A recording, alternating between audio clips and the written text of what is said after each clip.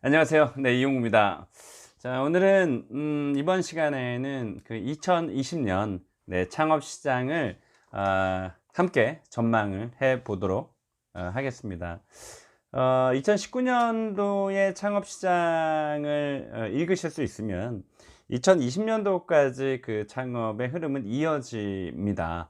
뭐 2019년에 12월 30일 날 갑자기 뭐 창업의 흐름이 딱 끊어지고 2020년도에 뭐 새로운 뉴스가 갑자기 나오는 것은 아니거든요. 그래서 2019년도의 창업의 흐름을 보면 2020년도를 전망할 수 있습니다. 그러나 이제 창업에 대해서 잘 모르시는 분이거나 아니면 창업을 이제 막 또 입문하신 분들은 특히나 아마 이 창업 시장을 읽는다는 것 자체가 쉽지 않을 거고요. 또 작년에 그 핫했던 그런 아이템들이 올해도 핫할 것이냐라는 것에 대해서 비전문가분들 입장에서나 아니면은 이 창업 시장에 종사하고 있지 않는 분들은 현실적으로 그것을 진단하는 데 어려움을 겪을 수밖에 없습니다. 제가 인제 시간을 두고 그 프랜차이즈를 특정 프랜차이즈를 읽을 수 있는 데이터를 가지고 읽을 수 있는 힘과 그리고 왜 그것이 그 프랜차이즈가 롱런을 할 가능성이 있는지 아니면 롱런을 할 수가 없는지에 대해서는 제가 한번 더 시간을 두고 여러분들께 뭐 가르쳐 드릴 수 있는 그 시간을 또 한번 따로 갖기로 하고요.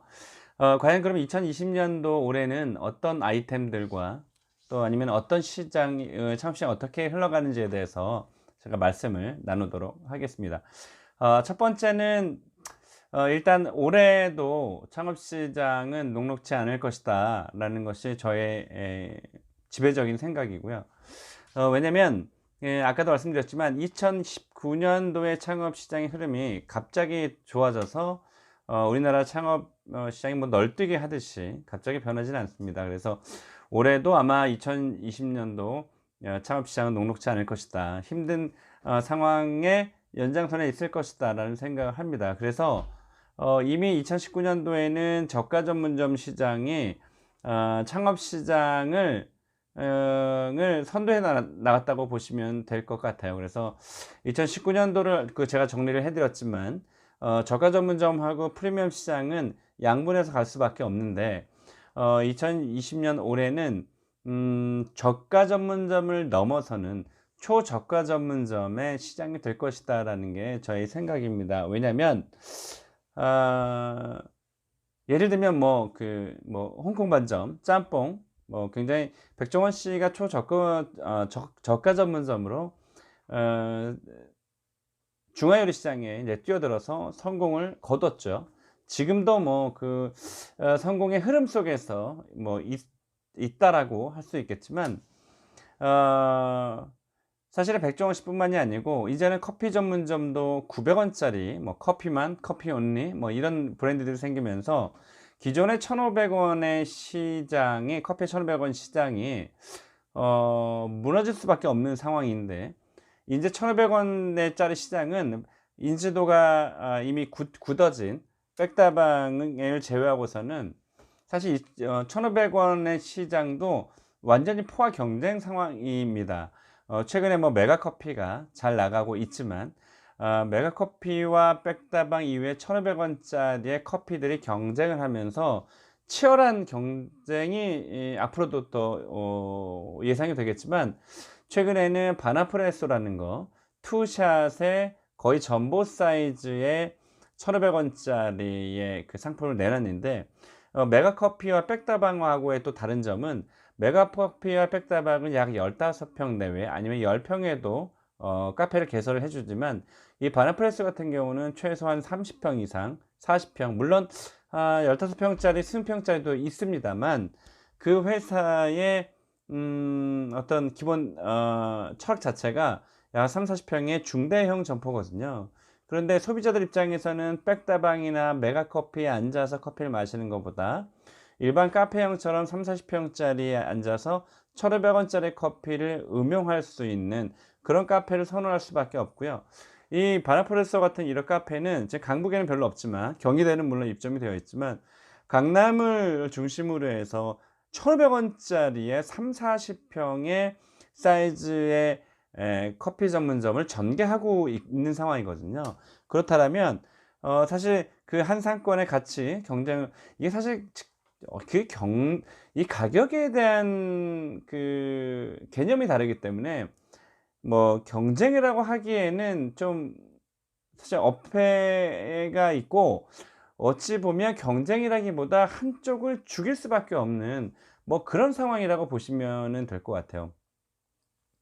가령 옆에 뭐 할리스가 있거나 뭐 카페베네가 있거나 아니면 뭐 투썸 플레이스가 있다면, 뭐 그들이 뭐 3,000원대 4,000원짜리의 소비자들이 커피를 마실 수 있겠지만, 바로 옆에 바나프레소라는 사실 바나프레소가 프랜차이즈는 아닙니다. 본사에서 직영으로만 지금 운영을 하고 있는데, 앞으로도 직영으로 운영할 가능성이 굉장히 커지고 있는데요. 이런 것들이 만약 카페베네 옆에 들어섰다, 1,500원짜리인데 약간 여심을 자극하는 핑크빛의 컬러를 가지고 있는 그런 프랜차이즈예요. 그런 것들이 들어선다면 기존의 커피, 중가와 고가의 커피점들이 타격을 받을 수밖에 없다.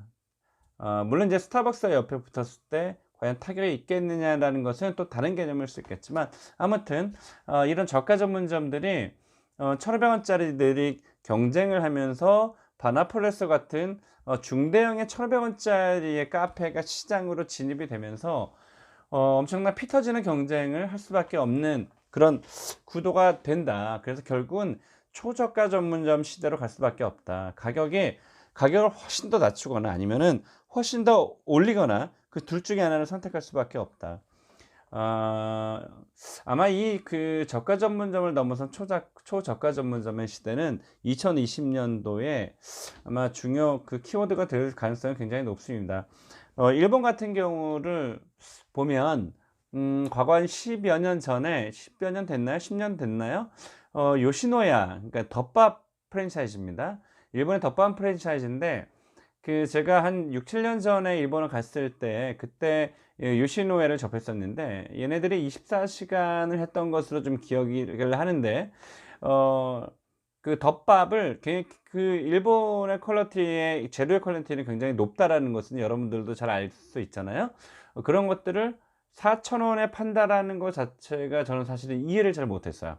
근데 일본도 굉장히 그 어떤 불황의 긴 터널을 지나고 있잖아요. 아직도 사실 헤어나지 못했겠지만, 일본은 이미 그런 불황을 겪으면서 4,000원대의 그런 덮밥 전문점을 내놔서 뭐 시장에 성공을 거두고 있다라는 거. 사실 우리나라에 10년 정도 전에 와서 실패하고 돌아갔지만, 그때는 사실은 우리나라가 그 키오스크의 문화가 무인 주문 시스템의 문화가 아니었기 때문에 일본에서 실패를 하고 사실 돌아갔지만, 이제는 요시노야 같은 그런 프랜차이즈와 브랜드가 들어오면 한국 시장에서 반드시 먹힌다. 지금 그런 시점까지 와 있다는 거죠. 그래서 제가 최근에 조금 유망 아이템으로 보고 있는 것 중에 하나가 이 덮밥 전문점입니다. 이 덮밥이 일본은 뭐 그 최저임금이 한 시간당 10,000원 정도 된다라고 보면, 우리나라가 지금 8,350원, 작년 8,350원에서 이제 8,590원까지 왔는데, 사실 일본보다 우리나라의 최저임금이 적거든요. 그럼에도 불구하고 일본이 4,000원대의 4,000원짜리의 덮밥을 소비자에게 공급한다라는 점은 굉장히 쇼크라고 받아들일 수밖에 없는 거거든요. 그래서 우리나라도 이제 초저가 전문점 시대로 올 것이다. 초밥도 뭐 지금 이제 1,000원에 한 접시에 1,000원에 팔고 있는 초저가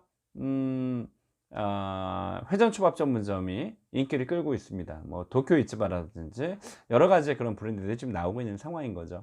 그래서 올해 2020년도에는 초저가 전문점들이 어떤 그 아이템을 막론하고 아마 여러 아이템들에서 초저가 전문점의 아이템들이 출연할 것이다. 이는 그 키오스크, 그 무인 주문 시스템과도 연관성이 있는데요. 인건비를 줄이면서 그 기계가 그 사람을 대신하면, 어차피 인건비는 음식점에서 약 코스트의 20%, 매출의 20%를 차지하고 있거든요. 그래서 그것을 줄일 수 있다라는 것은 굉장히 공급자 입장, 그러니까 장사신부 입장에서는 가격을 낮추든가 아니면 그 재료의 그 양질의 재료를 넣어서 가성비를 굉장히 높이든가, 어쨌든 무인 주문 시스템을 쓰면 창업자 입장에서는 굉장히 유리한 고지에 쓸 수 있다. 그래서 가격 경쟁력을 갖출 수 있다라는 점에서 초저가 전문점의 시대가 올 것이다.